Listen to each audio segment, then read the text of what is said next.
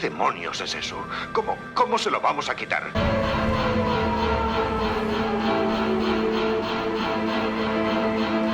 Un momento. No debemos apresurarnos. No sabemos nada acerca de eso. Estoy dispuesto a correr el riesgo. Vamos a quitárselo. ¿Asumes la responsabilidad? Sí, la asumo. Quítaselo. Haremos un corte aquí, debajo de esta articulación. Preparado.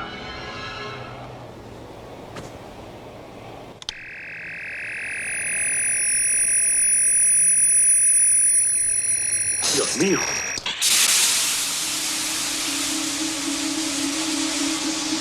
Esa porquería lo va a perforar todo.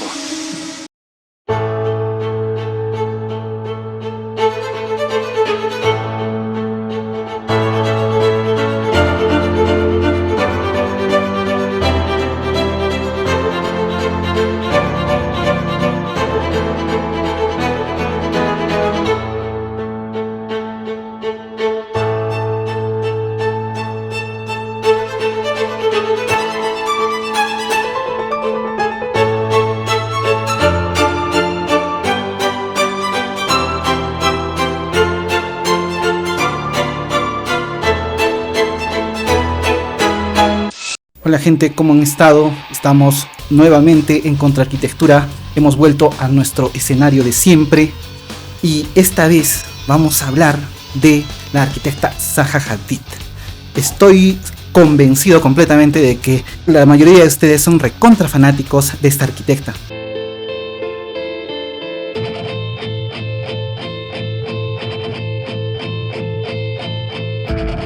Y no me voy a remitir ya a su biografía, que es mujer, que ha ganado Pritzker, su historia, sus vicisitudes, nada. Vamos a entrar de lleno a la arquitectura de Zaha Hadid.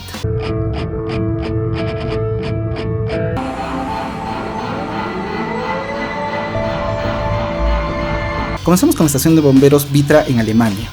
Podemos observar en pantalla una pintura realizada por la misma Zaha Hadid, donde observamos casi danzantes algunas figuras geométricas puntiagudas y fracturadas. Esto nos hace recordar el suprematismo de Malevich, una de las primeras vanguardias del siglo XX, de la cual Zaha Hadid bebió bastante para esta primera etapa. Una imagen abstracta en sus pinturas, en sus primeras pinturas, que pasarán posteriormente a la volumetría formal de esta estación de bomberos, donde la línea puntiaguda, la línea quebrada, las geometrías destruidas serían el primer motor creativo de Zaha Hadid en sus primeras edificaciones. Observamos en esta vista de pájaro, vista aérea, la geometría también fracturada, puntiaguda y quebrada de Zaha Hadid.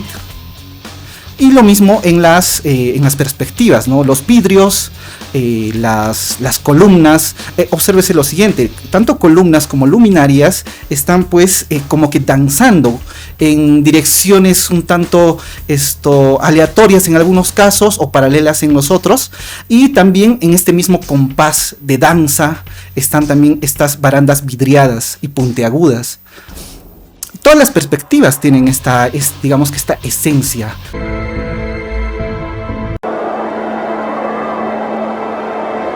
Observamos una respuesta un tanto más diferente. Esta vez ya no son estas figuras quebradas, sino más bien una serie de superposiciones de planos rectangulares y cuadrados, los cuales están penetrándose y saliendo de las fachadas, saliendo y entrando en un dinamismo de formas. En esta fachada observamos la relación hasta cierto punto que podría tener con las fachadas históricas de este centro urbano, que básicamente se limita a, digamos, respetar la esquina y las alturas de las edificaciones colindantes. Pero más allá de ello, observamos la transparencia, o sea, este atributo es importante en Zaha Hadid, tratar de mantener esta levedad de los volúmenes, o sea, volúmenes pesados y de concreto encima y estructuras vidriadas por debajo para hacer notar esta levedad y agilidad de los volúmenes. Igual las perspectivas quebradas, con líneas rectas, puntiagudas.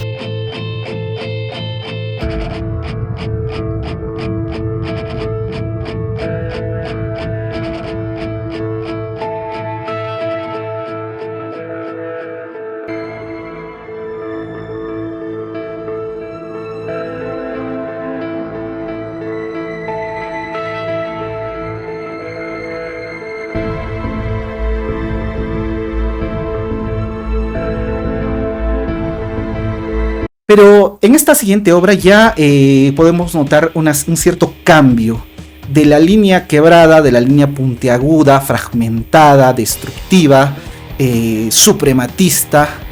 Pasamos a una línea sinuosa, a pesar de que los volúmenes son pesados por el concreto y la piedra, en muchas partes incluso ciegos y contundentes. De repente es acá donde Zaha Hadid ya comienza a inclinarse o digamos a equilibrar la balanza entre el suprematismo completamente abstracto, etéreo, volátil, a una arquitectura un tanto más robusta pero ágil. O sea, robusta en el sentido tectónico del término. El constructivismo ruso, cuyo principal promotor fue Jacques Attali, plasmó sus ideas en una serie de esculturas tectónicas, o sea, utilizando metales, cables, alambres y una serie de materiales constructivos. Este artista pudo estructurar pues algunas maquetas a escalas importantes. Entonces, esa tectónica constructivista tuvo bastante ya peso, digamos, en esta etapa de Zaha Hadid. En el horizonte ya del 2017 podemos ver, por ejemplo, este terminal ferroviario en Nápoles, Italia.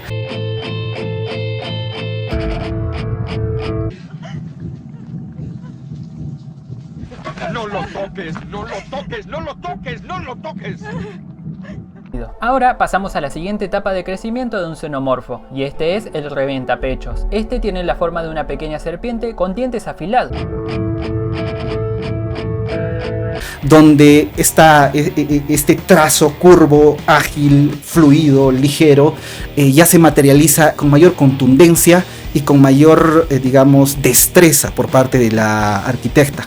Pero no nos detendremos tanto en este edificio. Queremos más bien mostrar este otro, que es el Museo Maxi en Roma, Italia.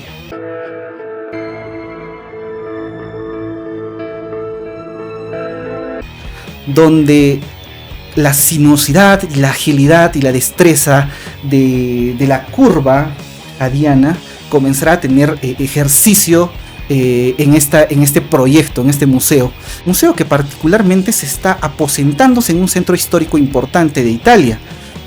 Observamos en esta vista de pájaro las edificaciones circundantes cargadas de simbolismo, de historia, entrando en una conexión desde mi punto de vista bastante abrupta con este edificio, donde esta forma ágil y fluida que ya veíamos en el pabellón de exposiciones en Alemania comienza a combinarse ya con otros elementos. O sea, no es solo un trazo, son como que 4 o 5 bloques que se superponen, que se intersectan, que comienzan a interpenetrarse, intersectándose, montándose uno sobre el otro. Pero a diferencia de lo que muchos otros autores, argumentan respecto de esta obra, defendiéndola y diciendo que entran en una relación dialogante con el contexto, yo digamos que estaría en completo desacuerdo.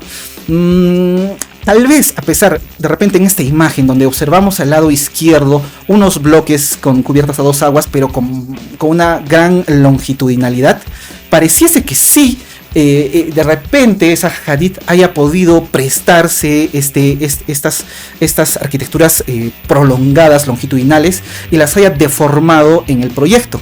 Sin embargo, esa fuerza que tal vez pueda tener desde una vista aérea de pájaro, no la tiene pues desde la perspectiva terrestre y de peatón, que siempre he repetido en casi todos mis videos. Lo importante es las vistas en perspectiva. Este tipo de vistas que estamos observando en pantalla no tienen nada que ver con la experiencia cotidiana del usuario o del peatón.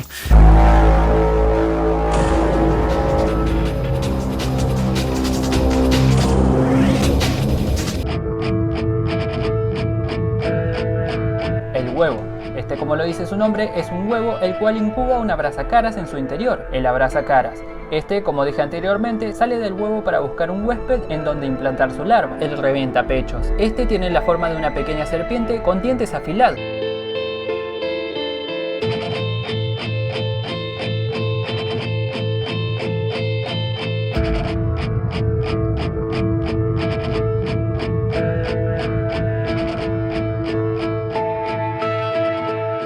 Cuando nos chocamos con este tipo de imágenes, ¿qué podemos pensar? ya es una geometría completamente deformada. Es como si el espacio-tiempo comenzarían a transmutar efecto de gravedades estratosféricas, ¿no? Fuerzas gravitatorias que modelarían las formas, las aplastarían, las distorsionarían. Estos interiores son del Centro Cultural Changsha en China. Podemos observar pues ya una arquitectura completamente elástica. Las líneas ya han cobrado una plena libertad. Si en un primer momento, hasta digamos toda la década de los 90 hasta principios del 2000, en las primeras obras de Zaha Hadid observábamos una arquitectura dinámica, es cierto, quebrada, fracturada y muy ágil, acá ya estamos en otro nivel, estamos en el nivel de la liquidez de la arquitectura. La misma Zaha Hadid nos habla de su obra de la siguiente manera: el edificio entero es movimiento congelado, listo para entrar explosivamente en acción en cualquier momento. Creo que es clarísimo lo que nos dice Zaha Hadid. La liquidez de su arquitectura pretende ello, ¿no? La agilidad plena, o sea, pensar o estar expectantes de una potencialidad de la arquitectura de que podría en cualquier momento comenzar a moverse, comenzar a circular. Este concepto, el concepto de la liquidez y de la fluidez que domina esta etapa de su obra, ha llegado a niveles inusitados. Estos paisajes futuristas, estos paisajes expresionistas, porque ya no hablamos del suprematismo abstracto, tampoco del constructivismo tectónico. En esta nueva faceta hadiana, de lo que estaríamos hablando es de un futurismo y de un expresionismo. También dos vanguardias que existieron en la primera mitad del siglo XX. El expresionismo, ¿por qué el expresionismo? Porque básicamente es una arquitectura mucho más plástica.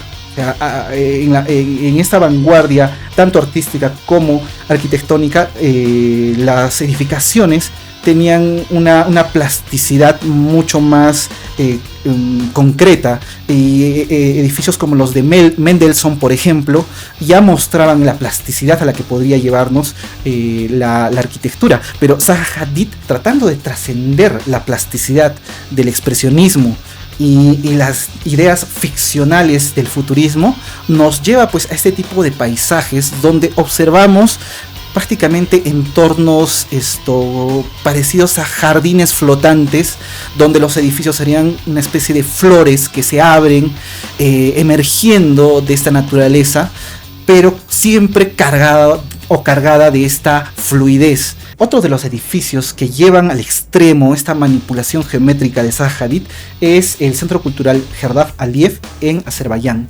Igualmente, ¿no? La manera como este tipo de edificaciones comienzan a entrar en un choque, no en un diálogo, como dicen algunos, ¿no? Que siguen de no sé de dónde rebuscando argumentos para justificar estas obras de Zaha Hadid, argumentando que Zaha Hadid se preocupa por el entorno, por el emplazamiento, y que hay un diálogo escondido, ¿no? De cierta geometría que estaría en el lugar. Para mí eso es absurdo, porque todos los edificios que hemos podido observar en este capítulo, que están en diferentes puntos del planeta, China, Rusia, Alemania, Estados Unidos, Italia, etc., tienen o responden a una misma geometría. O sea, me quieren decir que estos países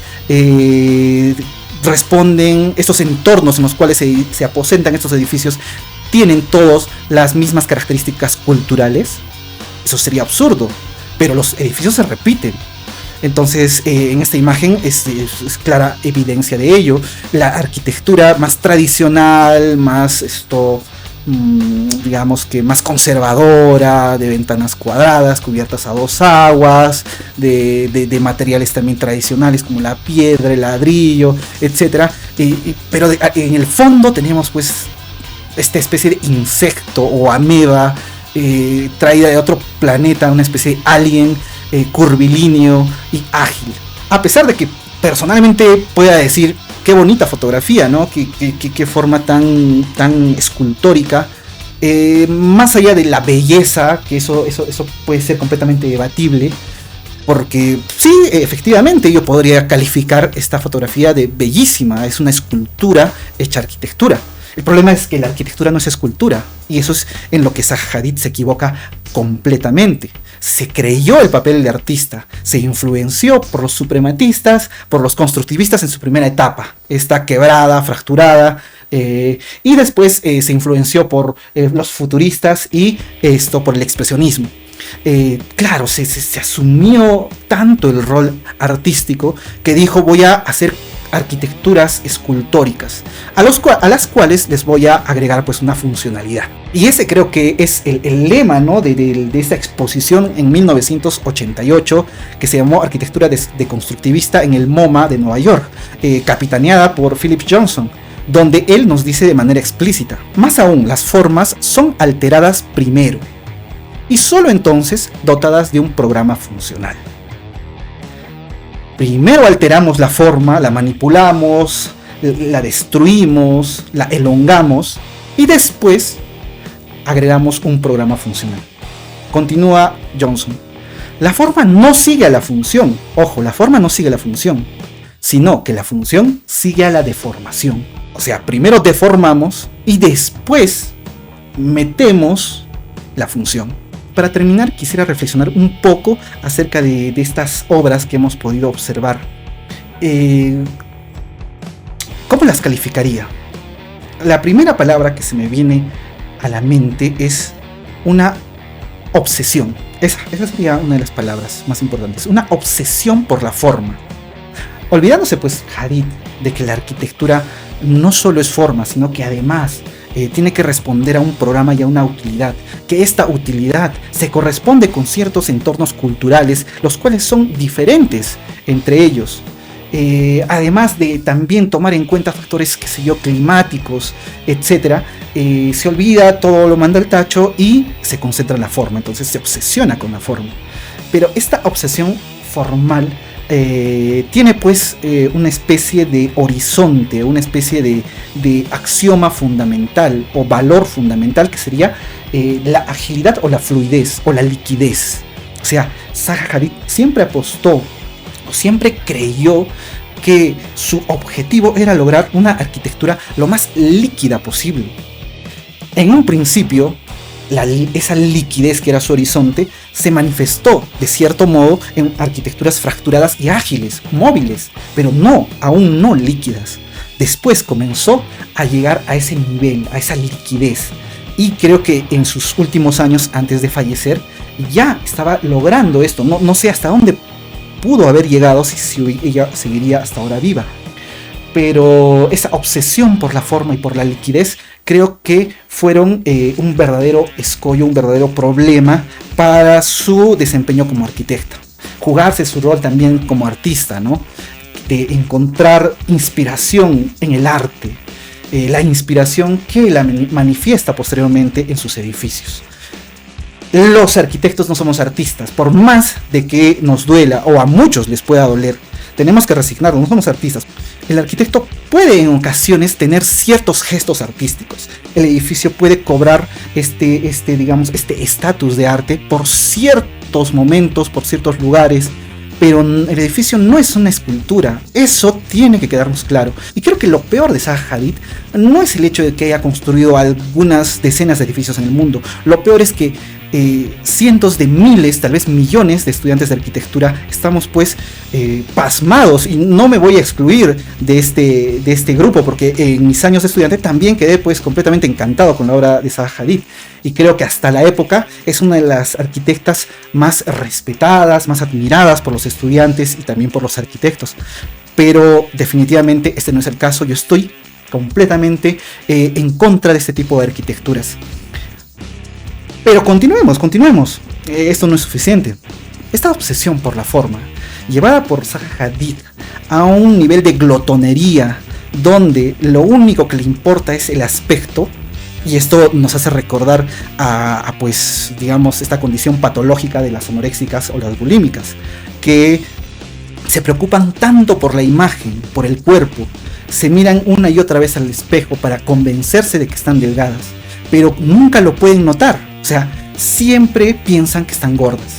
Es como Zaha Hadid, modelar y modelar la arquitectura, jugar y jugar con la arquitectura, con la forma, con la forma, con la forma y con la forma, hasta lograr la liquidez y la liquidez y la liquidez, pero pareciese que nunca estaría conforme, pareciese que siempre hay un horizonte más lejano donde la forma puede ser incluso más líquida y más líquida y más líquida, pero nunca se convence del todo. Esto produce pues arquitecturas egocéntricas. ¿Qué es una arquitectura egocéntrica? Una arquitectura egocéntrica es una arquitectura glotona que acumula, digamos, demasiada intensidad o demasiada carga dentro de un mismo objeto arquitectónico. En este caso, esta arquitectura lo que está tratando de devorar, esta forma lo que trata de devorar es el concepto de liquidez, y por efecto o por consecuencia lo que logra son arquitecturas completamente monótonas. ¿Qué acaso una arquitectura líquida o fluida no debería más bien ser una arquitectura que pueda romper nuestros esquemas? Porque aquello que rompe un esquema es lo que puede lograr una liquidez, no la monotonía. La monotonía, si la conceptualizamos, es una línea recta. Ahora, Hadid lo que hace es utilizar la curva, llevando la curva hasta sus excesos. Entonces tenemos edificios egocéntricamente concentrados de curvas, de liquidez. Ahora, no solamente es una arquitectura completamente líquida y monótona, sino también es una arquitectura que concentra en un solo edificio una gran cantidad de dinero. ¿A qué me refiero? Que los edificios de Hadid, justamente por estas hazañas o estas proezas tectónicas, son excesivamente caros. ¿Qué acaso no ocurre lo mismo desde el punto de vista psicológico con ciertas personas egocéntricas que piensan ellos que de repente son los más bellos, de repente son, entre comillas, los más poderosos, o los que tienen más dinero, los más guapos, los más inteligentes, y que en su mente y en su mente y en su mente son buenos, guapos, inteligentes, poderosos, etc. Entonces este edificio, del mismo modo, en su interioridad, lo único que puede acumular es dinero, formalismo, curvas, fluidez, liquidez, y al final es un edificio monótono que desprecia el contexto, desprecia la utilidad, desprecia la cultura y desprecia a la arquitectura en sí misma. Creo que esa sería la última reflexión a la que he podido llegar en este capítulo de Contraarquitectura. Hemos abordado la arquitectura de Zaha Hadid. Espero esto no me dilapiden con sus críticas. Sé que la mayoría de ustedes aman a esta arquitecta, pero pues lo tenía que decir. No me quedaba de otra. Es incluso un deber ético el hecho de que haya realizado este capítulo, porque debemos pues alejar la mirada de esta arquitecta. Debemos ver por otros lados, por otros rumbos, y debemos encontrarle un sentido mucho más, potente a la arquitectura.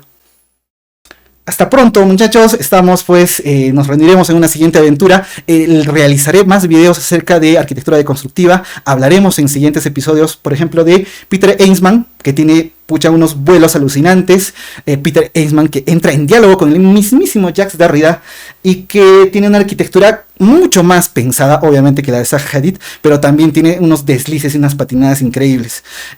A su vez, hablaremos de la arquitectura deconstructiva en general, de esta exposición en el MoMA, capitaneada por Philip Johnson, el patriarca de los arquitectos del siglo XX. Y nada, esos serán los siguientes capítulos. Espero que hayan estado satisfechos y que se reconforten, no reconfórtense, tómense un agua de manzanilla, piénsenlo con calma y preocúpense mucho más por la arquitectura. Olvidémonos de Zaha Hadid. Hasta pronto.